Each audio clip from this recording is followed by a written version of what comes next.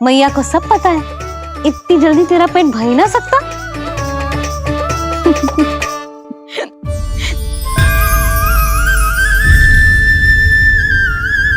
ये क्या है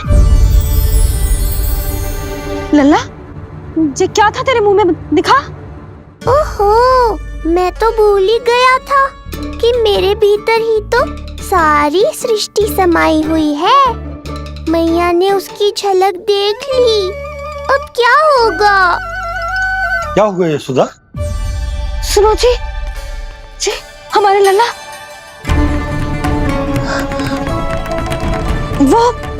वो इसके मुंह में। क्या? भूल जाओ ना मैया, कुछ नहीं था मेरे मुंह में। लल्ला मुंह खोल के बाबा को दिखा। अरे क्या देख रही है उसके मुंह में? अवश्य ही मेरा दृष्टि भ्रम होगा, किंतु ऐसा भ्रम। अरे बताओ ना यशोदा, या फिर मुहूर्त शीघ्र ना बताने की बात का प्रतिशोध ले रही हो तुम? ना ना, ऐसी बात ना है। तो फिर बताओ ना क्या बात है? हा? मैंने लल्ला के मुंह में कुछ देखो। क्या देखो? अब फंस गया मैं। मैया बाबा को सब कुछ बता देंगी और राय का पहाड़ बन जाएगा। फिर कैसे संभालूंगा इन दोनों को? ऐसे लगो जैसे जैसे जैसे पूरा का पूरा ब्रह्मांड। ब्रह्मांड लल्ला के मुंह में। अच्छा, तुम मेरा मुंह देखो। हाँ।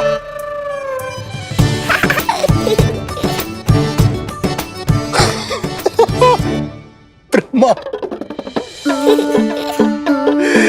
यशोदा, मुझे पता था आप मेरा उपहास उड़ाओगे। अरे नहीं, तुम देखो तो सही।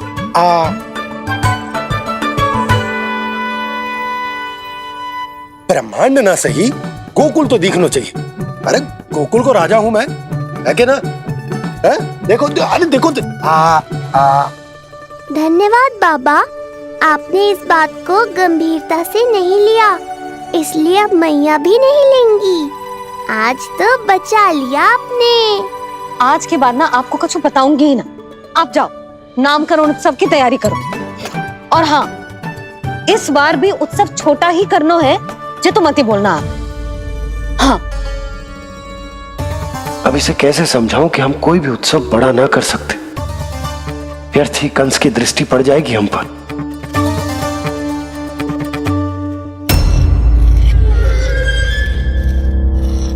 लगता है आपके सैनिक और तलवार दोनों की धार कुंद पड़ गई है महाराज। महाराज, मुझे भय था कि कहीं ऋषि गर्ग मुझे श्राप ना दे दे।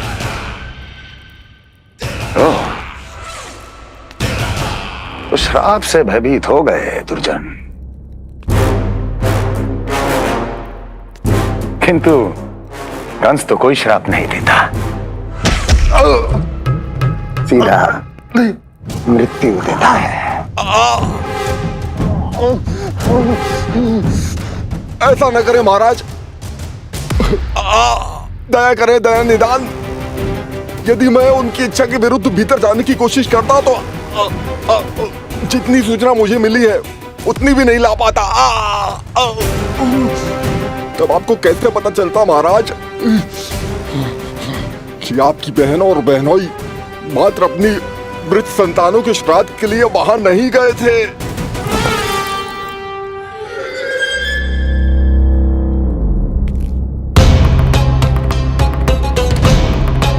आगे बोलो। पूरी तरह तो नहीं सुन पाया महाराज, किंतु मैंने स्वयं अपने नेत्रों से देखा है महाराज। राजकुमारी देवकी ने ऋषि गर्ग के हाथ में कुछ दिया था। ये सत्य है महाराज, और ऋषि गर्ग ने उन दोनों को वचन भी दिया था। सही समय की प्रतीक्षा कीजिए राजन, आपके दोनों कार्य पूर्ण होंगे। महाराज, मैं आपका सबसे विश्वसनीय सेवक हूं। आपके हर आदेश का पालन करना मेरा अधिकार है और मैंने अपने अधिकारों का पालन किया भी है महाराज। किंतु फिर भी यदि मेरी ओर से कोई भूल हुई हो, मुझे क्षमा करे दयानिदान, मुझे क्षमा करे। इसका अर्थ है कि उत्कच सही कह रहा था। वो दोनों अवश्य ही कोई ना कोई षड्यंत्र रच रहे हैं मेरे विरुद्ध। समय आ गया है, अब मुझे किसी ऐसे की खोज करनी होगी जो उतना ही शक्तिशाली हो जितनी की मेरी ये तलवार।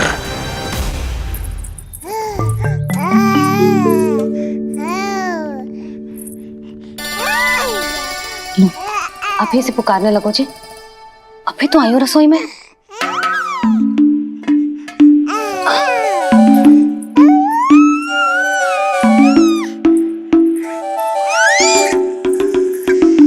शीघ्र ही तुझे भी अपने बाबा का हाथ बटाना पड़ेगा, समझ रहे हो ना? बटाएगो ना हाथ? अभी जो 100 दिन का भी ना हो और जिस नन्हे से बालक को काम काज का भार सौंपने की बात करने लगे। काम का नाम सुनते ही मुख से स्वर ना निकल रहे तेरे। अभी तो बड़ा ऊ कर रहा था। बता, हाथ बटाएगो के ना? अरे बता ना।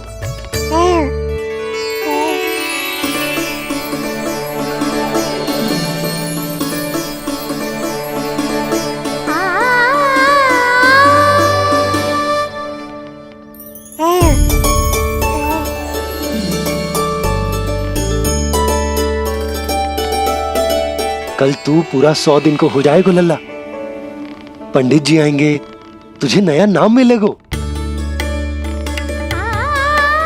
देखो तो मन में तो इनके भी कितना उत्साह भरो है, बस दृष्टि में मैं ही आती हूँ। और कल तुझे वो नाम मिलेगा लल्ला जिससे पूरा संसार तुझे पहचानेगा।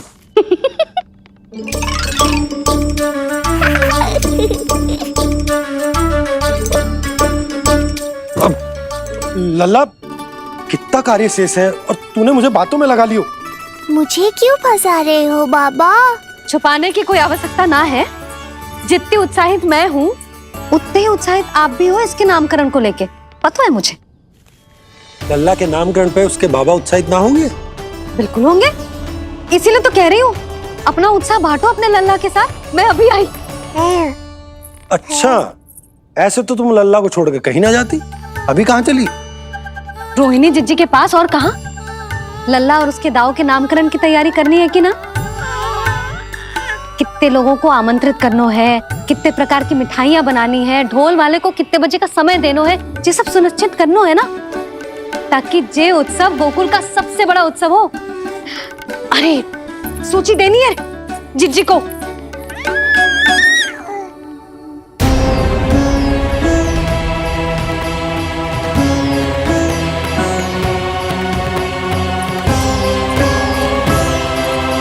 सबकी कोई आवश्यकता ना है। आवश्यकता ना है मतलब? कहना क्या चाहते हो आप? मैं ये कहना चाहता हूं कि यशोदा, सत्य तो ये है कि हमें दुख में ना अत्यधिक दुखी होना चाहिए और ना सुख में अत्यधिक उत्साहित। प्रसन्नता कितनी भी क्यों ना, हमें उत्सव संयम से ही मनाना चाहिए। इतने वर्ष संयम ही तो रखा था ना नंद जी। ये समय संयम का ना आनंद से बावले हो जाने का है। यशोदा, हम आयोजन छोटा ही करेंगे। मैं कुछ सोच समझ कर ही तो कह रहा हूं। पर क्यों? मुझे भी तो समझाओ। हर बात समझाने की ना होती यशोदा। अच्छा, पति पत्नी में भेद हो तो है? ठीक, मैं कोई भेद ना रखूं। जो भी अब तक मैंने तुम्हें ना बताया है वो सब बताऊं। ओहो, क्या कर रहे हो बाबा? कंस के बारे में कुछ बता मत देना मैया को। वो मंगला है ना, उसने आज शाम को ही बछड़ा दियो। और भाद्रपद का मास लगभग बीतने को ही है, तो धीरे धीरे शरद ऋतु आ जाएगी, दूध की हानि भी कम हो जाएगी। हाँ? और वो सरजू है ना, उसको बैद जी ने पूरे पखवाड़े का विश्राम के लिए कहा है। क्यों? क्योंकि वो ठाट से गिर गए थे और गिरते समय उसे भीतरी चोट लग गई थी। अरे बस बस बस, ये सब मुझे क्यों बता रहे हो? इसका नामकरण से क्या संबंध? तुम्ही ने तो कही ना कि पति पत्नी के बीच में कोई भेद ना होता। तो मुझे जो भी बात पता है मैं तुम्हें बताऊंगा। कितनी समझदारी से बात बदल देते हो आप, और भोली भाली मैं आपकी बातों में आ जाती हूँ, और इस सब में असली बात तो रह ही जाती है। किंतु आज बात मेरे लल्ला की है। उत्सव तो विशाल ही होगा, और इस बारे में कछु और ना सुनूंगी मैं। आप लल्ला का ध्यान रखो, मैं जा रही हूँ रोहिणी जीजी के पास। यशोदा,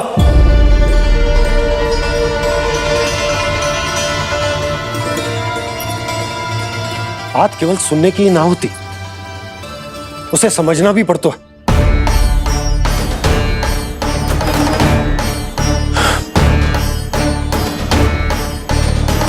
विश्वास है ना मुझ पर? मैं कुछ सोच समझ कर ही कर रहा हूँ ना। उत्सव तो छोटा ही होगा।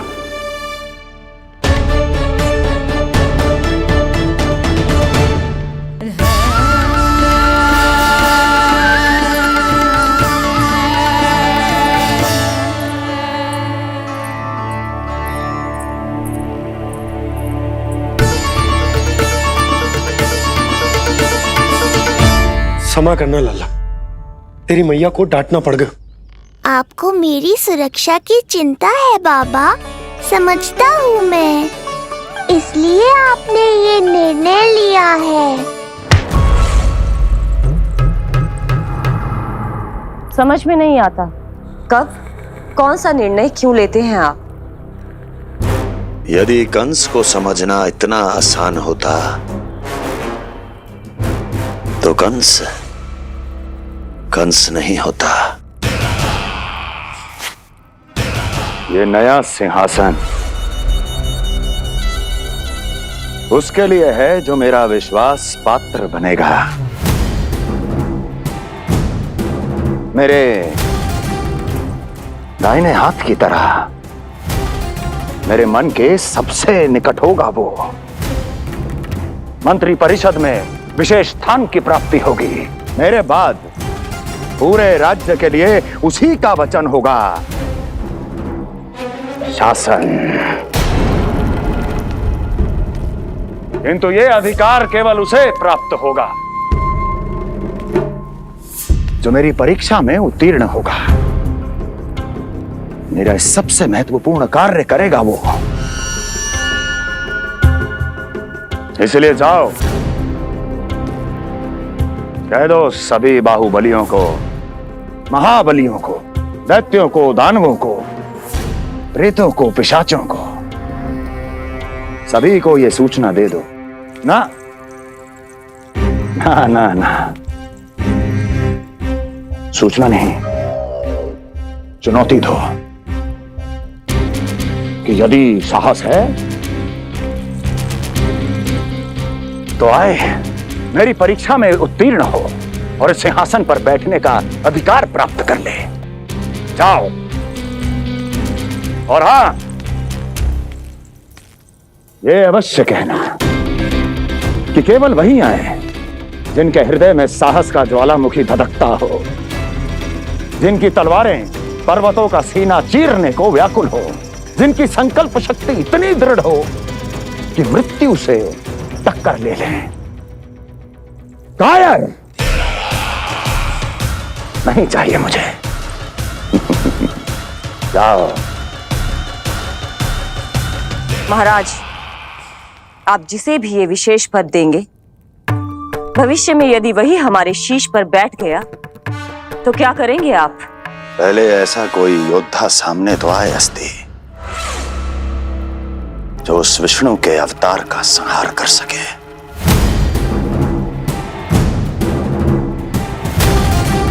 और जहां तक प्रश्न है हमारे शीश पर बैठने का, तो स्मरण रखो अस्ति, कंस को अच्छी तरह आता है ऐसे तो साहसियों को बीच दरबार में खड़ा करके अपनी उंगलियों के संकेत पर नृत्य करवाना। ता दीर्घ ता। और अपना कार्य सिद्ध होने के बाद उनके तन से उनके शीश को उतारना कंस को भली भांति आता है।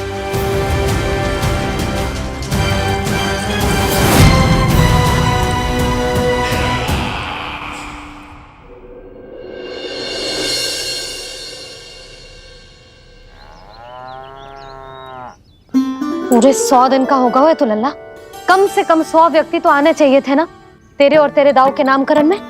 हाँ, अब तुम मुस्कुरा क्या रहो है? तू ही बता, जे भवन देख के लग रहा है कि यहाँ कोई उत्सव है? बिना अतिथियों के कैसा उत्सव और कैसा आनंद, तू ही बता। और मैं करूं भी तो क्या?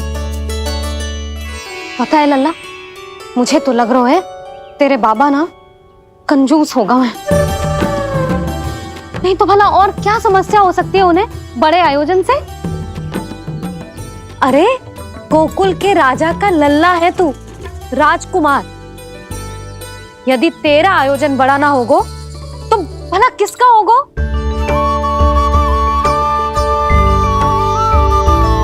मेरी भूल है, मैं भोली हूं, इसीलिए व्यर्थ में तेरे बाबा की बातों में आ गई। मैं भोली हूं ना, व्यर्थ में उनका कहा मान गई। किंतु अब ना मैं कोई मांग रखूंगी, ना मैं उनसे बात करूंगी। और कहे देती हूँ लल्ला, सावधान जो इस बार तू बीच में आया तो। हाँ नहीं तो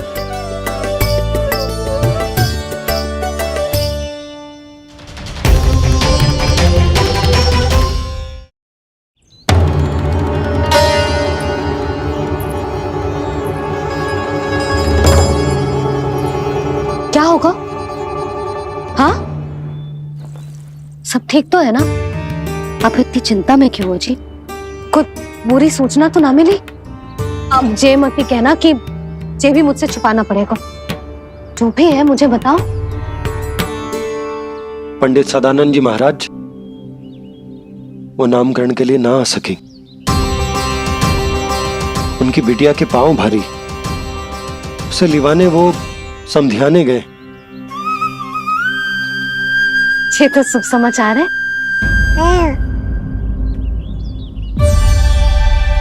किंतु मेरे लल्ला का नामकरण अब वो सही मुहूर्त पे कैसे होगा? वही तो समझ ना आ रहा। ऐसे मन छोटा करने की आवश्यकता नहीं है मैया बाबा। आप दोनों तो स्वागत की तैयारी करो, आ रहे हैं वो।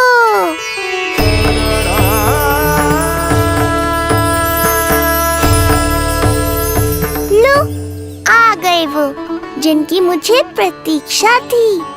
आप दोनों व्यर्थ ही चिंता कर रहे थे।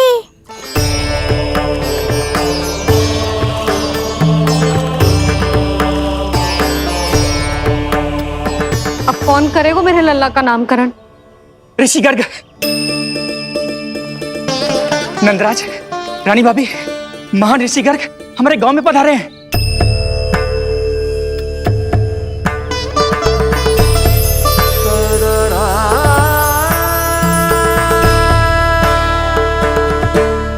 ऋषि गर्ग गोकुल में? हाँ नंदराज, और क्या रहे थे? उन्हें यादव राज वासुदेव जी ने भेजो है रानी जी के पास। अरे तो तुम लोग खड़े खड़े क्या देख रहे हो? जाओ उनके सत्कार की तैयारी करो। जी यशोदा, उनके स्वागत की तैयारी करो। सुनो जी, वो तो यादवों के कुलगुरु है ना, रोहिणी जीजी के यहाँ आए हैं, हमारे यहाँ आएंगे। आप देखती जाओ मैया, वो सीधे हमारे घर ही आएंगे।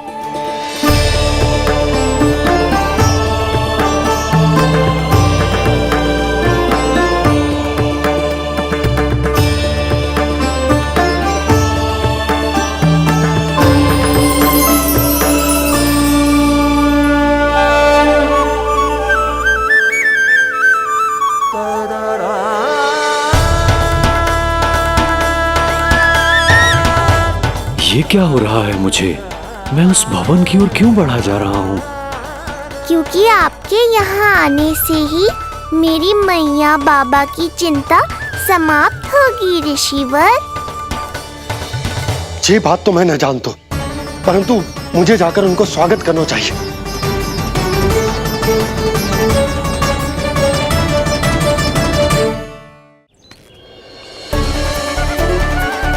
गुरुदेव,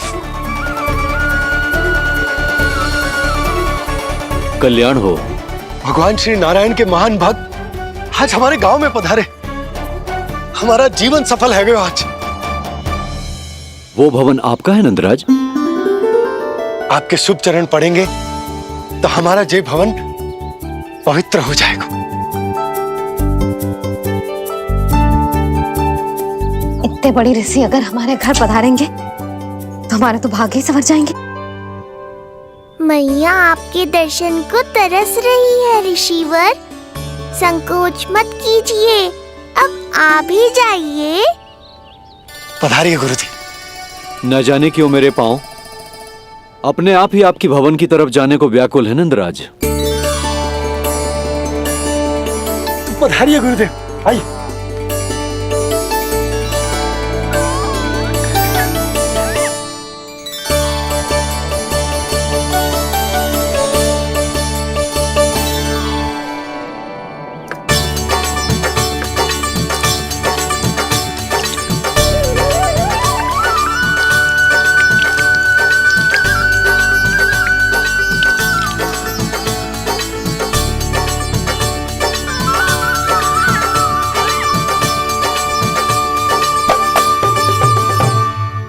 कल्याण हो।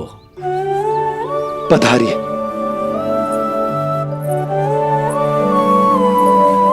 आया तो था मैं रानी रोहिणी के भवन में, पर पता नहीं कैसे यहाँ खींचा चला आया। विराजिए गुरुदेव। महाराज, आप इसे भी रोहिणी जिज्जी का ही घर समझिए। मैं अब भी बुलाकर लाती हूँ। महाराज, ये हमारा सौभाग्य है कि आपने यहाँ आना स्वीकार किया। कहिए, क्या सेवा करूं मैं आपकी? मुझे आपके भाई वासुदेव ने भेजा है नंदराज।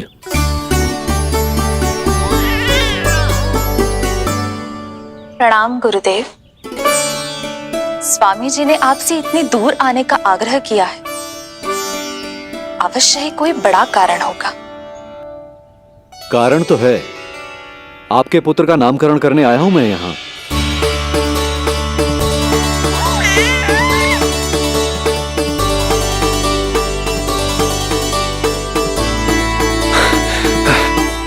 ऋषिवर, तब तो आप अत्यंत ही शुभ दिन पधारे। आज का ही मुहूर्त निकलो है भाभी के लल्ला और हमारे लल्ला के नामकरण के लिए। हम तो पंडित जी गांव से बाहर हैं, इसीलिए आप। अब तो आप यहाँ आ गए हो, आप हमारे भी लल्ला का नामकरण कर दो ना। पुत्री, ये क्या कह रही हो तुम?